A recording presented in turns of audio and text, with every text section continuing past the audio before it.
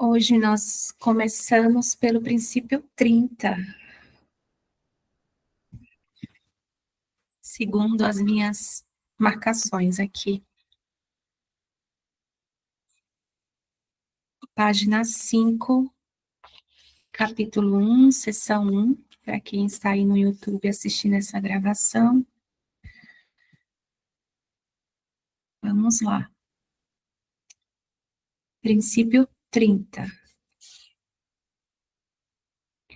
Por reconhecerem o Espírito, os milagres ajustam os níveis da percepção e os mostram em alinhamento adequado.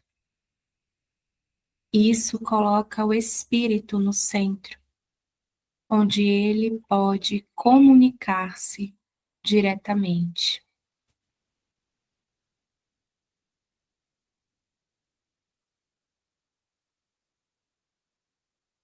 Dá aquela sensação de que Jesus está falando a mesma coisa.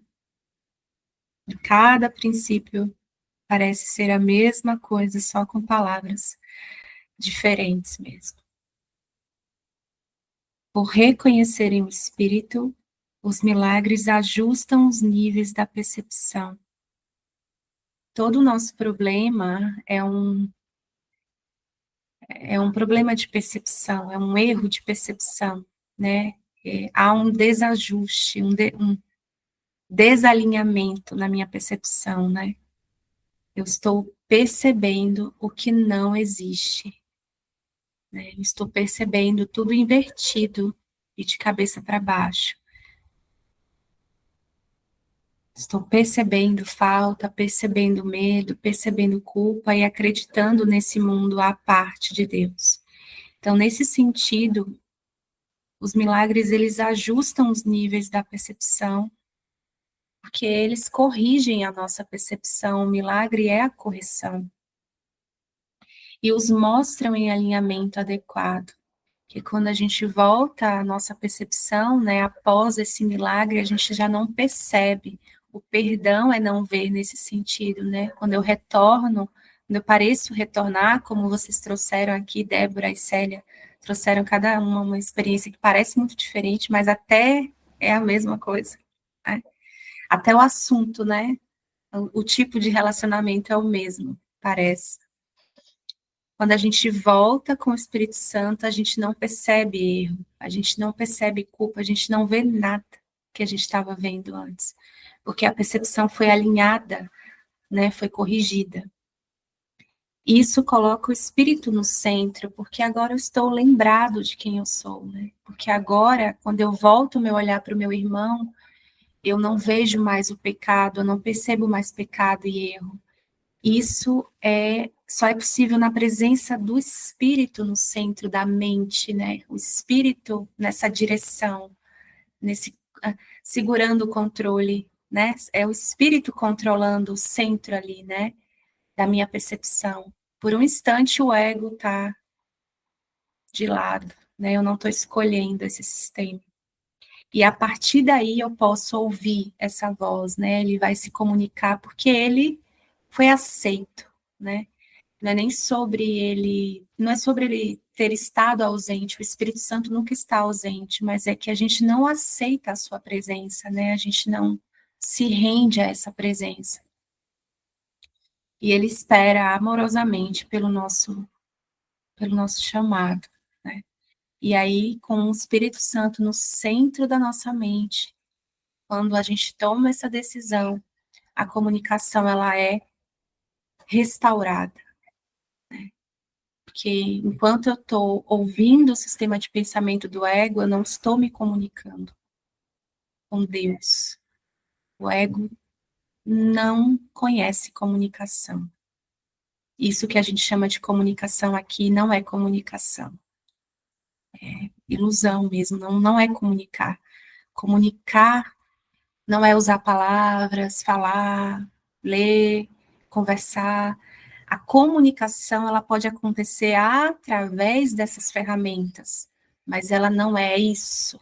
A comunicação é esse relacionamento direto com Deus. Inclusive, teremos em breve, vamos divulgar uma jornada aí sobre comunicação, que vai ser muito linda, muito profunda. E claro que as experiências aqui, elas vêm muito para isso, né? Para a gente olhar e viver essa comunicação direta com Deus. O que é isso, se comunicar diretamente, né? É na mente. A comunicação, ela também, tudo aqui em Um Curso em Milagres é sobre a mente. E, e graças a Deus que é assim. O milagre é na mente, a salvação na mente, vida na mente, amor, mente, paz, mente, gratidão, mente. Porque quando eu trago para o mundo da percepção, aqui é o mundo das diferenças, das impossibilidades, das limitações. Então, uma vez que eu decido que é o espírito que vai comandar a minha mente, entregar a minha mente ao espírito, né, devolver para Deus aquilo que pertence a ele, né, aceitar a presença do espírito, ele pode se comunicar diretamente comigo, porque agora eu estou ouvindo. Não é porque ele não se comunicava antes, mas é porque agora eu escolhi ouvir. Né? E isso é muito profundo. Né? Isso derruba toda a justificativa, toda aquelas ideias de que a gente não está sendo ouvido, de que Jesus não responde, de que o Espírito Santo não está me vendo, não está me respondendo. Isso derruba toda a espera, essa espera por uma resposta de Deus. O ego ama usar isso para nos prender nesse vazio, nessa ideia de vazio, de solidão. Né, a espera pela resposta de Deus. O que será que Deus pensa, né? E eu sempre experimentei muita angústia nesse lugar, mas foi útil, né? Como tudo. Mas hoje eu tenho a sensação de que é muito mais simples do que a gente imagina, assim. E quando a gente fala de comunicação, aqui só para lembrar isso mesmo na nossa mente, é sempre que alguém me traz essa sensação de que não está sendo ouvido, de que não está sendo respondido. Isso acontece muito nos atendimentos que eu faço. Muitas dúvidas. As pessoas, né, entre aspas, chegam com muitas dúvidas, muitas perguntas na mente, muitas dúvidas. E aí tem a metafísica de Um Curso em Milagres misturada nisso, porque o ego também faz as lições com a gente, o ego também aprende a metafísica e arrasa. E aí mistura isso, mistura tudo. Aí vira uma coisa assim que parece impossível de ser desfeita, porque o ego ele é muito complexo, mas muito. E aí parece que é um complexo, assim, uma rede de tantas perguntas e aí a metafísica dentro, porque Jesus fala isso, mas vira uma coisa tão complexa. E no final, tem sempre essa ideia de espera, né? Como por trás da dúvida tem essa sensação de espera, né? De que falta uma resposta. Né? Se eu estou esperando por uma resposta, eu estou em algum lugar afirmando que falta a resposta agora, que ela não está aqui agora. E como esse curso ele é na mente, é sobre a mente, que eu sinto assim de compartilhar para reforçar na minha mente agora e sempre que eu tenho essa oportunidade eu reforço isso para mim, é que tudo está dito. Jesus disse tudo. Não há mistérios no plano de Deus. Jesus não é misterioso, o Espírito Santo não tem mistérios, sabe? Esse lugar de angústia, falar, Célia, ó, eu tenho uma guiança, Jesus, Célia, tem uma guiança aqui para você, mas você vai ter que esperar para ouvir. Você tem que merecer ouvir, você está aí, tem que perdoar melhor, não sei, tem que perdoar aquela situação ali, que aí você vai ouvir. Tudo já está dito aqui em Um Curso em Milagres. Jesus já disse absolutamente tudo. Qual é a nossa função, qual é a nossa parte, qual é a vontade de Deus, qual é a nossa. Todo o nosso sistema de pensamento está aqui descrito claramente, entregue. Não tem nada a ser dito.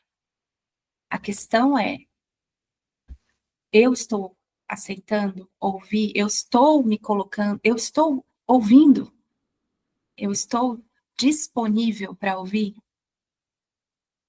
Então, a comunicação, ela não para de acontecer. Deus não deixa de se comunicar com o seu filho.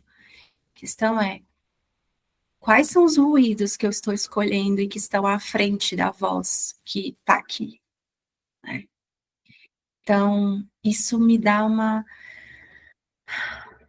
sensação de, nossa, esse lugar de muitas perguntas sem respostas. O problema nunca está na resposta. Olha para a tua pergunta. É uma pergunta ou é uma afirmação com uma interrogação no final da frase? Porque muita pergunta, muitas dúvidas, e às vezes a gente ouve esse silêncio, né, não ouve essa resposta. Esse silêncio que parece ser esse silêncio de Deus é uma resposta para a sua pergunta. É Deus dizendo, olha para essa pergunta que você está me fazendo, porque eu não tenho como responder isso, porque isso é irreal.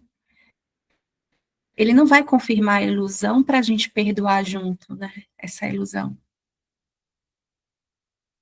Tem uma parte no livro que Jesus fala assim que é assim, sabe? E às vezes a gente fica brigando, nossa Jesus, mas eu quero, me dá isso aqui, me dá isso aqui. E ele não arreda o pé da verdade, né? E que ele diz, acho que é no capítulo 14, eu vou amar-te e honrar-te e manter completo respeito pelo que tens feito. Mas não vou apoiá-lo, a não ser que seja verdadeiro. Então, ele nos ama, ele honra e tem respeito até pelo que nós temos feito. Porque é real? Não. É porque nós somos um. E há um respeito nisso, né? Tu és filho de Deus assim como eu. E dessa forma, eu respeito o que tu tens feito, mas eu não vou apoiar isso, porque isso não é real. Então, e isso muitas vezes é o que a gente vai dizer para o nosso irmão sem dizer. Às vezes, quando a gente está vendo um irmão dar um passo que ele já sabe que não é aquilo, mas ele quer ir lá ver, às vezes a gente precisa ir lá ver que não é aquilo. É a mesma coisa que a gente faz. Meu irmão, eu te amo, eu honro o teu passo e tenho completo respeito por isso que você vai fazer, por isso que você tem feito, porque nós estamos fazendo isso. Mas eu não vou te apoiar e dizer isso é real. Você é um corpo. Então, essa comunicação, voltando para a comunicação, ela não para de acontecer. A questão é, eu estou disponível para ouvir? O que eu estou pedindo realmente, que eu acho que eu não estou sendo respondido? Que quando o espírito está no centro da mente, quando ele é a nossa escolha, não tem pergunta, não tem dúvida. É a certeza presente na nossa mente.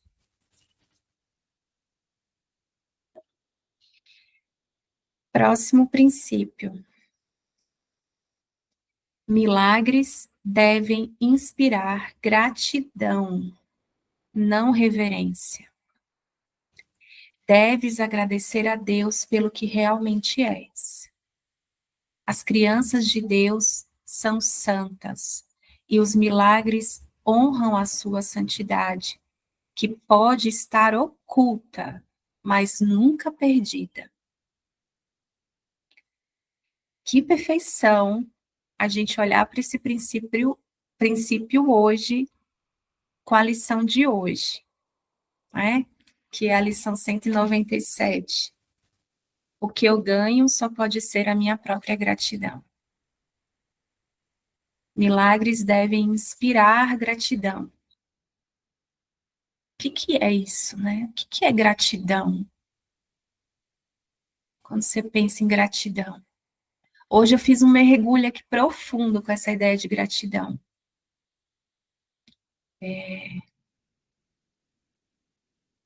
Por algo que é feito, por algo que eu dou. O que é gratidão? O que é isso? Tem uma forma? Tem um jeito de agradecer? É falado? Isso tem um jeito de ser? Porque muitas vezes a gratidão aqui no mundo é uma algema que a gente coloca no nosso companheiro poderoso, assim. E a gente faz tudo milimetricamente calculado. Eu vou dar isso, porque aí ele vai ficar me devendo uma gratidão aqui. Aí eu ponho a algema e falo, olha, agora nós estamos totalmente ligados e presos para sempre. Você nunca mais vai esquecer disso. Eu não vou permitir que você esqueça dessa sua dívida. Né? Gratidão aqui parece dívida, parece escravidão, não gratidão. Né?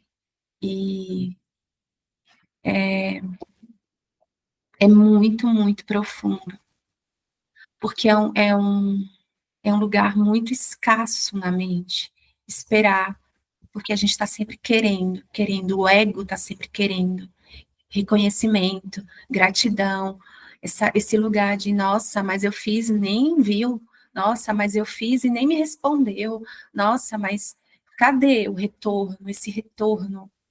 E aí, sem a gente perceber, a gente está pedindo nada, assim, nada, nada, nada, nada. A gente está desejando o nada, porque isso não tem nenhum significado, isso é nada, não tem significado. Então, o que é essa gratidão aqui que os milagres devem inspirar? Que sensação é essa? E hoje, nesse mergulho, né, fiz até um post sobre isso para mim.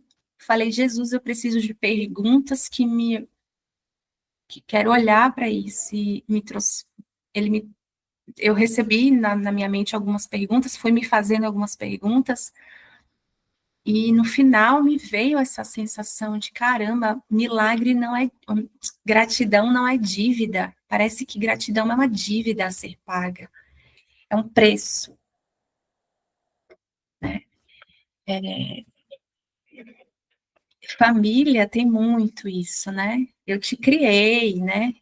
Você tem que ser grato. Eu te dei a vida, né? E vira aquela conta corrente que não acaba nunca, sabe? De uma coisa que a pessoa parece ter feito há 20 anos atrás. Até hoje, ó, fulana, nossa, sou muito grata porque ela me salvou daquilo, né? Olha a prisão que isso pode ser na nossa mente, né? E gratidão não é dívida, gratidão é dádiva de Deus. É um estado de abundância. Como seria, então, dar por dar? Só dar. Só dar tudo a todos. Sem nenhuma expectativa de absolutamente nada. Porque há o reconhecimento de que ao dar eu recebo e sou grato a mim mesmo. Primeiro, porque não tem ninguém lá fora. E só porque é assim. Dar e receber é a mesma coisa. Como seria dar tudo a todos sem esperar nada, nada, nada? Nem que é tão libertador, me dá uma sensação de tanta grandeza, assim, de tanta liberdade que parece, né, inconcebível para a mente. É inconcebível para a mente dual, assim, dividida, esse estado. Por isso que os milagres devem inspirar gratidão. Não porque tem uma dívida, ou porque, ai, obrigada por essa casa, obrigada por esse carro. Vocês estão me ouvindo? Voltou. Tinha sumido, Pri. Ah, mas cortou o meu áudio? Não? Que aqui para mim deu uma... não é uma gratidão pelo que se tem, pela casa, pelo relacionamento, pelo cachorro, pelo pai, pela mãe, porque, ai, meu emprego. Enquanto tiver um, porque você está grato por você, né? Pelo indivíduo. Mas e teus irmãos, que talvez não estejam experimentando o mesmo? Eles não têm motivos para agradecer? Então, a gratidão, ela depende do que acontece aqui, né, do que você recebe ou do que você faz. E aí o curso, ele traz essa correção para a nossa mente, né, o milagre corrige a nossa mente nessa profundidade, assim, de verdadeira humildade, mesmo.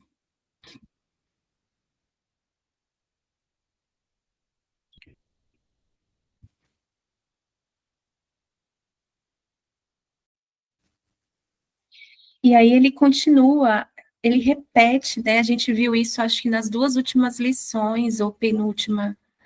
O amor é um caminho que eu sigo com gratidão, e a lição de hoje também. O que eu ganho só pode ser a minha gratidão. Jesus, no finalzinho, ele fala, ó, no parágrafo 8 da lição de hoje, ele fala: toda gratidão te pertence devido ao que tu és.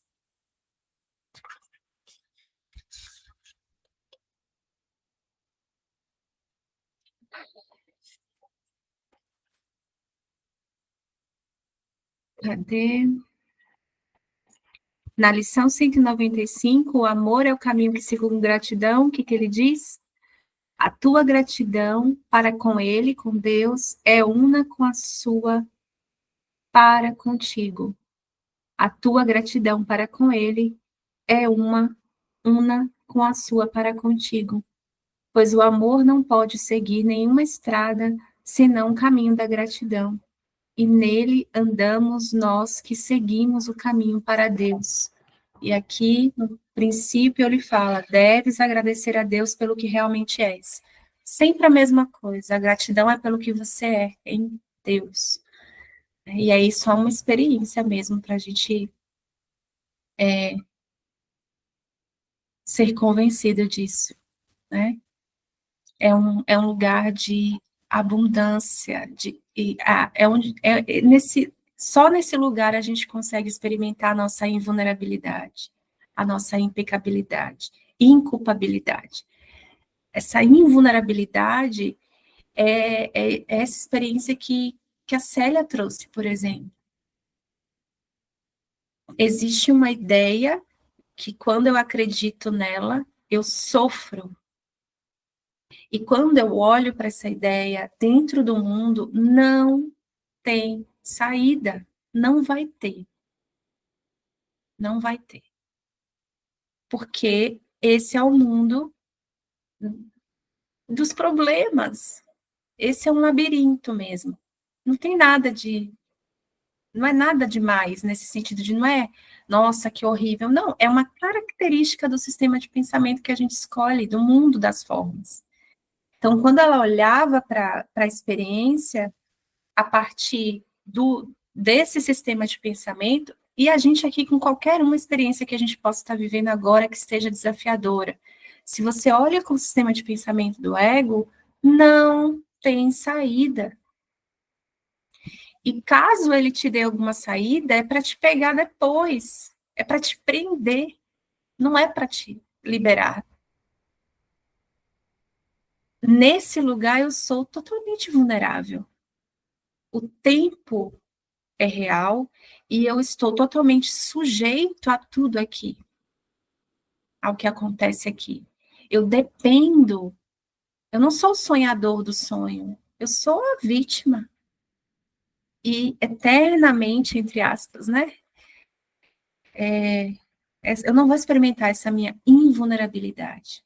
Eu experimento a minha invulnerabilidade quando eu olho e digo: Jesus, você diz que eu nunca estou transtornado pela razão que imagino. Agora parece muito que é isso. E eu acredito totalmente aqui que é isso. Mas eu quero estar errada. E aí eu volto para a mente, que é o lugar onde eu realmente estou, e escolho por uma outra interpretação. E sou liberada e recebo a liberação exatamente nessa experiência que a Célia trouxe, na mente. E aí, quando eu recebo essa liberação, esse milagre na mente, eu começo a entender o que é liberdade, o que é invulnerabilidade que Jesus está falando.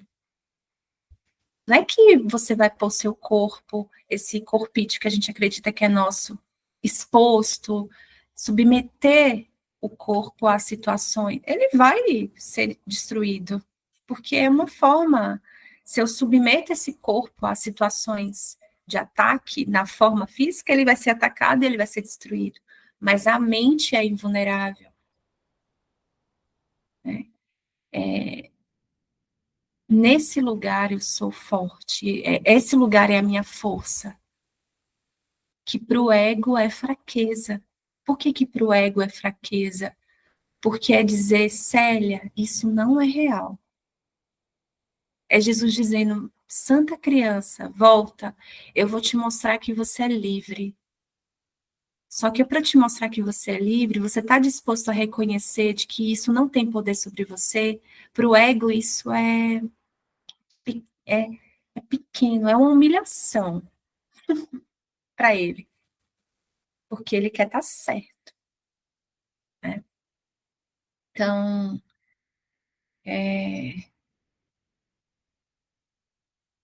deves agradecer a Deus pelo que realmente és.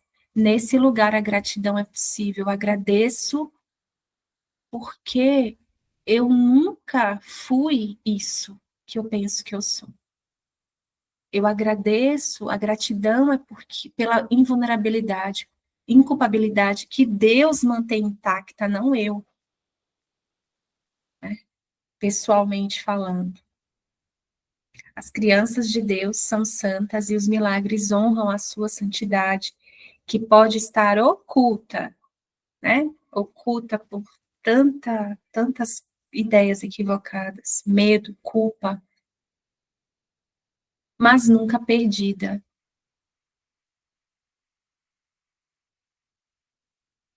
Aí vem Jesus novamente e nos lembra: eu inspiro todos os milagres, que são realmente intercessões. Eles intercedem pela tua santidade e fazem com que as tuas percepções sejam santas. Colocando-te além das leis físicas, eles te erguem à esfera da ordem celestial. Nessa ordem, tu és perfeito. Então, é sempre essa lembrança, né? Ele está trazendo novamente o que ele trouxe ali no princípio 30. Né? Ele inspira todos os milagres, então é Jesus que inspira, esses milagres eles não estão sobre o nosso controle, né? E sempre para nos levar além, para nos levar além das ideias de mundo, de tempo, de corpo, né? Milagres te honram porque és amável. Eles dissipam ilusões a respeito de ti mesmo e percebem a luz em ti. Assim, espiam os teus erros, libertando-te dos teus pesadelos. Por liberar a tua mente da prisão das tuas ilusões, restauram a tua sanidade. Foi o que vocês trouxeram aqui, né? Tanto a Débora quanto a Célia, nas experiências. É isso aqui, né? Descrito de uma outra forma. Essa libertação de um pesadelo mesmo. Acreditar nessas ideias é um pesadelo, nessa dor, né? Milagres restauram a mente à sua plenitude, por expiar o senso de carência. Opa, vou repetir. Milagres restauram a mente à sua plenitude. Por expiar o senso de carência, estabelecem proteção perfeita. A força do espírito não deixa lugar para intrusões. Por expiar o senso de carência. Senso de carência. Esse querer, eu quero você, eu quero esse relacionamento, eu quero esse emprego, eu quero gratidão, eu quero reconhecimento, eu quero essa carência, né? Que a gente justifica bem demais. Ixi, a gente justifica com papai, mãe, né? E irmão, e presidente da República, quem tiver pela frente, a gente vai tentar, né, justificar esse senso de carência. E esse senso de carência que a crença nessa carência, nessa ideia de necessidade, de falta, que traz, assim, embutido, acoplado, essa ideia de que nós estamos desprotegidos, né?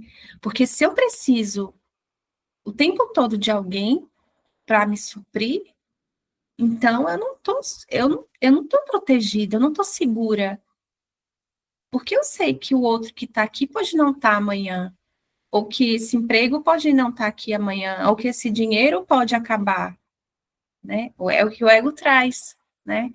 Então, traz essa sensação de não estar protegido, de estar sempre se defendendo ou se protegendo. E o desfazer desse senso de carência, que o milagre corrige isso, que é o sistema de pensamento do ego, estabelece em proteção perfeita. Por quê? Porque aí eu me lembro que o amor de Deus é o meu sustento. Ah, é o amor de Deus que é o meu sustento. Ah, ó, o milagre corrigiu aqui. Estou leve. Ah, talvez eu não dependa do mundo para ser feliz. Ah, nossa, talvez realmente Jesus esteja comigo. Aí a gente começa a experimentar mais segurança, mais confiança, mais proteção, que está sempre presente, né? Mas a gente está aprendendo a reconhecer isso. A força do Espírito não deixa lugar para intrusões. Isso é porque é o Espírito de Deus, né? Cuidando, né? É o Espírito de Deus, é Deus, é o plano de Deus. Então, não tem intrusão nesse lugar. O ego não tem poder sobre isso. O ego não é nada. O poder é o da nossa decisão, né? A gente que decide por isso, mas o plano de Deus é perfeito, é intacto, né? É inabalável. Então, isso aqui é muito, muito prático, assim. Esse senso de carência, a gente pode observar isso. Se eu mando uma mensagem no WhatsApp para alguém, de forma prática, eu mando uma mensagem para alguém, essa pessoa leva 3 dias para me responder, 1 mês, ou nunca me responde, uma amiga, muito, muito, muito íntima, ou um amigo, e essa pessoa não me responde, e eu fico frustrada, é um senso de carência, falta, escassez. Eu estou querendo alguma coisa dessa pessoa, eu estou querendo do mundo alguma coisa, e para eu querer, e para eu colocar todo esse significado numa resposta que parece que não aconteceu, é porque a minha percepção de falta tá muito ali, sabe? Eu tô acreditando muito que eu sou tão, mas tão pequeno que o que me sustenta é uma resposta de um WhatsApp. O que vai me fazer feliz é uma resposta de um WhatsApp, de uma ferramenta, de um corpo específico. Então, esse senso de carência, o tempo todo a gente pode observar isso nos nossos relacionamentos, nas expectativas. Por isso que Jesus está o tempo todo. Para que serve isso? O que eu quero que resulte disso? Para a gente fazer contato com as nossas ideias, essas expectativas, esses resultados minúsculos que parecem tão importantes para a gente, mas que no fundo não significam nada. Nada para o Filho de Deus, né? Para Deus. 35. Milagres são expressões de amor, mas podem não ter sempre efeitos observáveis. Maravilhoso, né? Só Jesus lembrando, olha, o milagre é na mente, né? Pode, ele não disse que não tem nunca efeitos observáveis. Ele diz que podem não ter sempre efeitos observáveis, né? Como isso vai, como que é esse observável, a gente não sabe. Mas aqui ele não está dizendo que nunca vai ter. Aqui há uma, pode ser, né? 36. Milagres são exemplos do pensamento certo, alinhando as tuas percepções com a verdade, tal como Deus a criou. Então a gente entrega, faz todo o caminho do perdão, o Espírito Santo, isso aqui não é de Deus, isso aqui eu pode, vou purificar, isso aqui, enfim, ele faz ali o trabalho dele de correção, alinhando as tuas percepções com a verdade, tal como Deus criou. Só fica, entre aspas, fica o que é real. Só o que permanece e existe é o que é real, o que não é, vai ser desfeito. 37. Um milagre é uma correção introduzida por mim no pensamento falso. Age como catalisador, quebrando a percepção errônea e reorganizando-a adequadamente. Isso te coloca sob o princípio da expiação, onde a percepção é curada. Até que isso tenha ocorrido, o conhecimento da ordem divina é impossível. Isso aqui é prático. Isso aqui é experimentado. E tanto a Débora quanto a Célia trouxeram isso também. Essa é uma experiência, né? Um milagre é uma correção introduzida por mim no pensamento falso. Ok, isso a gente viu, né? Age como catalisador, quebrando a percepção errônea e reorganizando-a adequadamente. Isso é uma experiência, né? Cada um vai experimentar da forma que é mais útil. A Célia experimentou isso diante daquilo que ela estava vivendo. Houve uma reorganização, aquilo foi reorganizado porque agora ela vê milagre. E antes ela não via, na mesma situação.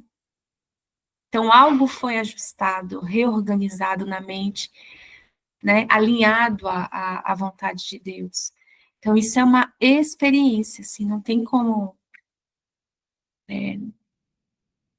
não tem como entender isso aqui lendo, né? Quando a gente, o mesmo que a Débora trouxe, né, de alguém que parecia impossível, né, perceber algo. Não é que ele é impossível, a nossa ideia não é, parece que a gente não acredita que o nosso irmão não vai mudar, mas no fundo a gente acredita que a mente não pode ser corrigida, que essa é uma ideia muito difícil de ser corrigida. Aí vem o espírito e reorganiza isso. Quebra, pera, joga assim na mesa, quebra e reorganiza. Alinha com a verdade. E aí volta a visão, a percepção curada, né? O milagre. E agora, sempre que você, no caso Débora, estiver diante de uma situação que parecer muito impossível, essa memória ela vai vir à sua mente. Tenho absoluta certeza. Tipo, lembra quando você achou que isso não era possível também? E foi. Então confia que aqui também é porque é a mesma ideia. Não tem ordem, não tem hierarquia. A gente percebe, né? Mas Jesus não.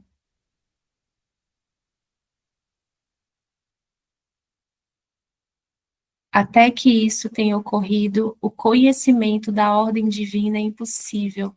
Por isso que um curso em milagres é experiência. Esse conhecimento da ordem divina é experiência.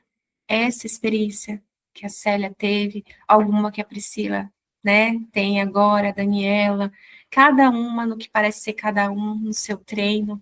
Isso é esse conhecimento da ordem divina, essa suspeita que a gente tem de, acho que eu não estou sozinho aqui. É na experiência, não tem como a gente ler esse livro e achar que a gente vai experimentar lendo, sabendo ele da página 1 até a última página, só sem se abrir para experimentar isso. E óbvio que dá para entender, né, intelectualmente, e é necessário, inclusive, é extremamente necessário, né, a gente ler, né, quando a gente sente, e se aprofundar e estudar, isso é útil também, mas o conhecimento, ele é uma experiência, né, e é isso que nos responde, é isso que nos, essa memória do milagre, né, que nos sustenta naqueles treinos que parecem mais desafiadores. Jesus lembra, lembra? Você achou também naquele dia lá que você estava só e você não estava.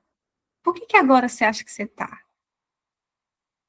Então, é essa experiência que vai só dá pela experiência, gente. Eu acho assim, senão a gente pega esse livro aqui e fala, olha, quer saber? Não dá para mim. Sim. Fica um negócio muito sem sentido mesmo. Difícil. Aí a gente não experimenta nada, e aí a gente começa a achar contradições, dúvidas, e, enfim. E faz parte do processo, mas pode ser leve, pode ser feliz, pode ser gentil também. Né?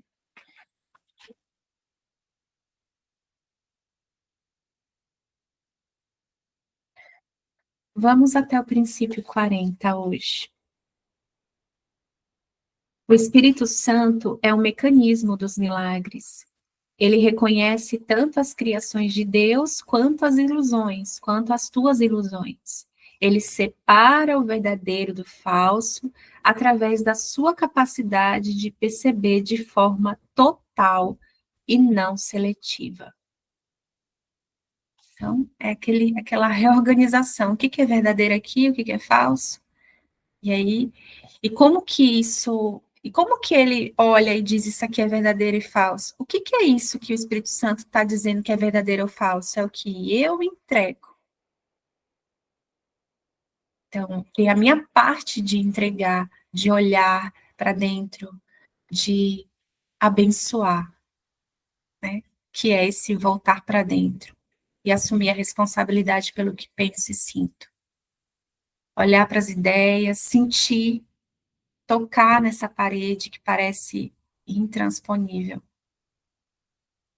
E aí ele tem um material de trabalho, porque eu entreguei, que é a minha mente, as minhas ideias. Senão, é um projeto, é uma colaboração, né? A salvação é um empreendimento de colaboração. Aqui, eu aqui com vocês, vocês aqui comigo, que parece ser essas pessoas aqui, E a gente, cada um aqui com o Espírito Santo, nesse empreendimento de colaboração, eu colaboro com o Espírito, eu estou colaborando com o Espírito Santo agora. Eu estou olhando para minha mente, entregando e pedindo ajuda. E a minha colaboração é a parte mais, que ele fala, né, simples, que é entregar, só olhar. Né? Ele faz todo o trabalho e Deus dá o passo final, né? O milagre dissolve o erro porque o Espírito Santo o identifica como falso ou irreal. Isso é o mesmo que dizer que, por perceber a luz, a escuridão automaticamente desaparece. Sem esforço, sem luta, sem briga, sem sacrifício, da sombra para a luz, né? Só desaparece, na simplicidade. O milagre reconhece todas as pessoas como teu irmão e meu também. É um caminho para se perceber a marca universal de Deus. Então, por que, né? Meu irmão é meu salvador. Isso é só, eu sinto que é Jesus mesmo querendo nos convencer de que dessa unidade, né? Nos lembrar dessa unidade. Quando ele diz não tem nada fora da sua mente, né? Ou que seu irmão é seu salvador, companheiro poderoso, que ele está trazendo conteúdo, né, da mente, ele tá te mostrando aquilo que você está escondendo, para que a gente possa aos poucos aceitar essa unidade, aceitar que não tem essa separação, que não existem pensamentos privados, né?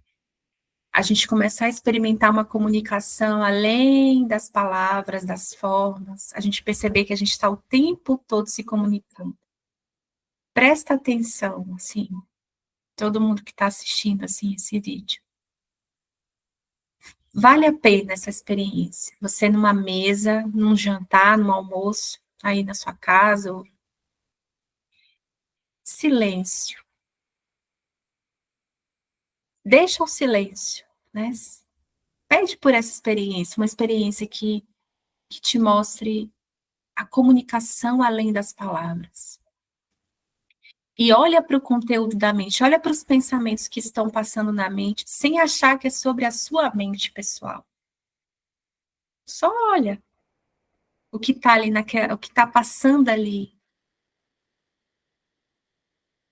É uma experiência de comunicação ali. A gente está o tempo todo se comunicando, além das palavras.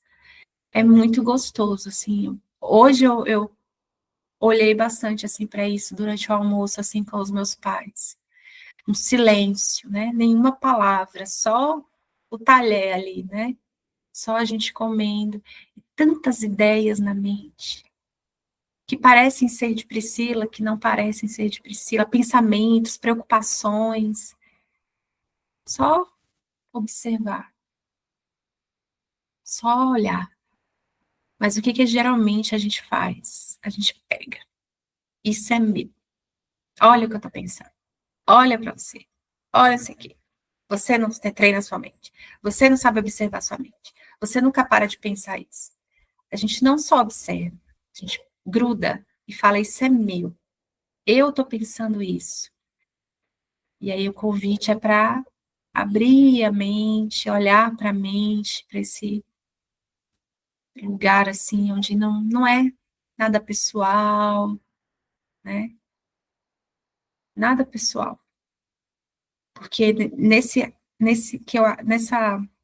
movimento de me agarrar, aí vem a culpa, aí o ego entra, olha você. Oh meu Deus. Aí ele entra e faz a festa. Mas se eu olho e me lembro que é a mente, e que eu sou só um instrumento, uma ferramenta de perdão, para eu observar a mente, entregar as ideias que estão na mente, fica mais leve, sabe? Aí eu chamo o Espírito Santo e falo, ixi, esse aqui me pegaria, ixi, esse aqui me atrasaria, por esse aqui eu trocava o céu, por esse aqui não. Esse, sabe? Vira uma comunicação mesmo. E aí vai ficando mais leve esse nosso treino de reconhecer a verdade, né? De ver o amor em tudo e em todos. E sinto de ficarmos por aqui. Nesse princípio 41. Voltamos na próxima semana.